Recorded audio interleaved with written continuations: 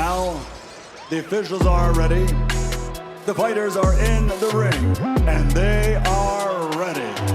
So for the thousands in attendance and the millions watching around the world, ladies and gentlemen, let's get ready to rumble! Alright guys, well let's get right into it. Marlen Esparza and Gabriela are both on the clock with the WBO. The WBO is prepared to send an ordered Esparza-Alaniz rematch to an immediate purse bid hearing. The sanctioning body has grown displeased with the lack of communication and now directly addressed both parties. Golden Boy Promotions, who promotes Esparza, and OR Promotions now have until August 20th to confirm in writing where negotiations stand, or even if they plan to proceed with the second fight. On August 5th, 2023, this committee issued a resolution whereby the parties ordered the commence of negotiations pursuant to the terms and conditions contained in the foregoing ruling.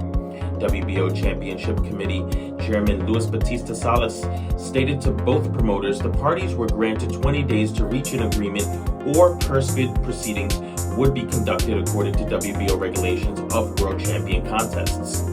At present, neither party has informed the WBO in writing whether negotiations, if any, are ongoing and the status thereof. Therefore, considering these circumstances, this committee hereby grants the parties 48 hours upon issuance of this notice to inform the WBO of the state of the negotiations. Failure to comply with this provision will result in the committee ordering purse bid proceedings on Thursday, August 24th, 2023. The minimum acceptable purse bid is $25,000 for the multi-belt unified title fight, which we think is an absurd number. $25,000. What happens if nobody bids on it besides? That's a crazy amount. That's a crazy number. $25,000. What happens if the purse bid gets won at $30,000 or something like that? And then what's the split? Like, I don't know, it doesn't even make sense. There should be so much more money in women's boxing. Even if people say that, you know, women's boxing doesn't produce nearly as much revenue as the men, but I'm sure it produces more than $25,000. A second fight was ordered by the WBO upon review of their July 8th unification bout, which saw Houston's Esparza, whose 12 wins, 1 loss, won by way of knockout, score an unpopular 10-round majority decision over Argentina's Alaniz, whose 14 wins, 1 loss, 6 by way of knockout. The lineal WBC, WBA, and WBO flyweight championship unification bout, which aired on DAZN from AT&T Center in San Antonio, Texas, saw Esparza win by margins of 97-93, 99-91 on the cards of Nelson Lopez and Javier Alvarez, respectively. Both cards were widely criticized, whereas the scoring of Judge Lisa Giampa, scored at 95-95, seemed to be more within line with those that were in the press row. Fans in attendance and viewers watching on stream services thought the same. Everyone thought that it was a super close fight. So for the margins to be that wide, that's really not fair to Alaniz, honestly. I mean, it was a great fight.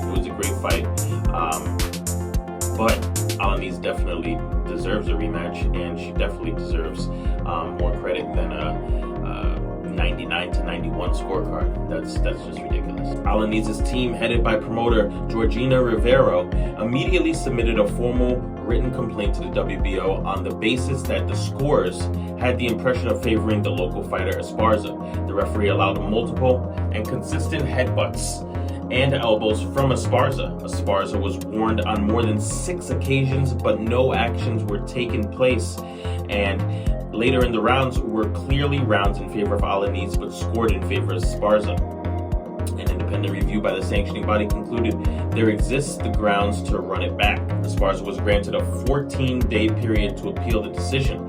Given the WBO's most recent ruling, it is clear that the unified flyweight champion did not take such or any action. The ordered rematch comes as the division's lone remaining titleist, IBF claimant Areli Musinho, was ordered to next face unbeaten mandatory challenger Gabriela. IBF has scheduled the August 29th purse bid hearing for the flyweight title fight. Esparza, the 2012 Olympic bronze medalist, claimed the WBC belt in June 2021 points, win over Zamora in El Paso, Texas. 4 successful defenses have followed, including wins and unification bouts over Alaniz in July for the WBO belt and legendary 5-division titleist Fujioka, who lost her WBA belt to Esparza last April 9th in the Alamo Dome in San Antonio.